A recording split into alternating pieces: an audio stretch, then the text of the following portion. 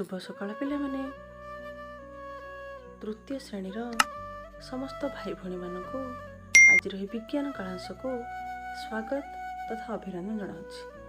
पिलामाने आज आम तृतीय श्रेणी जना जना बहिर गोटे नुआ प्रसंग पढ़ा जार ना है उद्भिदर विभिन्न अंश। पिलामाने तुमे तुम बाड़ी बगीचारे बा तुम परिवेश रे अनेक प्रकार उद्भिद देखिछ। से भलिया आज आमे उद्भिदर विभिन्न अंग विषय जानिबा आ आलोचना करिबा। जेपरि मनीष मानक देहरे अनेक प्रकार अंग प्रत्यंग रहिछि, जेपरि हाथ, गोड़, पाटी, नाक, कान, आखि, पाद एपरि अनेक। सेहि भली उद्भिदर विभिन्न अंग रहिछि। सेहि अंग विषय एबे मु आलोचना करुछि, तुमे शुण। उद्भिदर विभिन्न अंग विषय जानिबा। उद्भिदर कौन कौन अंग अछि बे जानिबा।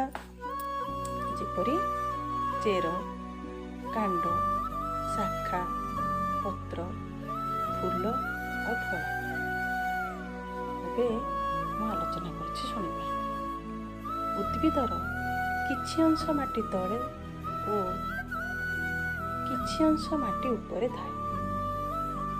माटी तले थिबा अंश को मूल अंश और माटी ऊपर को थिबा अंश को कांड अंश कहते।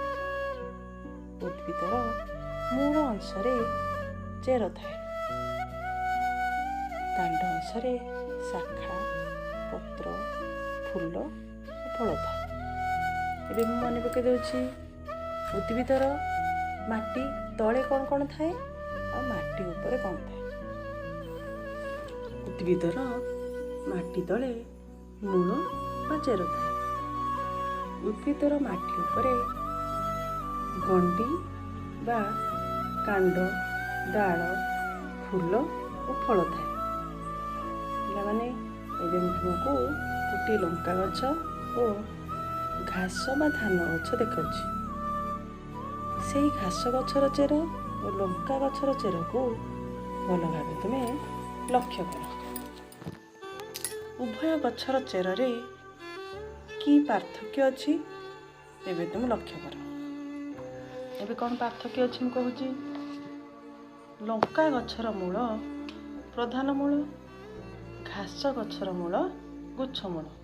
कारण यार मूलरू सरु सरु चेर कोछा आकार बाहरी थाए। लंका गछर गोटे प्रधान मूल और ताहार मूलरू केतेक सरु सरु शाखा प्रशाखा बाहरी थाए, सेगुड़िक शाखा चेर। धान गछर मूलरू सरु सरु चेर बाहरी थाए, सेगुड़िक हैला गुच्छ मूल। एबे जानिबा आमे प्रधान मूल काहा को कहा जाए आउ गुच्छ मूल काहा कहा जाए। गछर कांडरू जे अंश माटी तलको क्रमे क्रमे सरू होइथाए ताहाकू प्रधान मूल कहा जाए। गछर मूलरू जे सरू सरू चेर बाहरी थाए ताहाकू गुच्छ मूल कहा जाए। पिलामाने आज पई एतिकी जेति कहली तुमे मन देई शुणिबो, वीडियो को बारंबार देखिबो, परवर्ती कलासर आलोचना करिबा। धन्यवाद।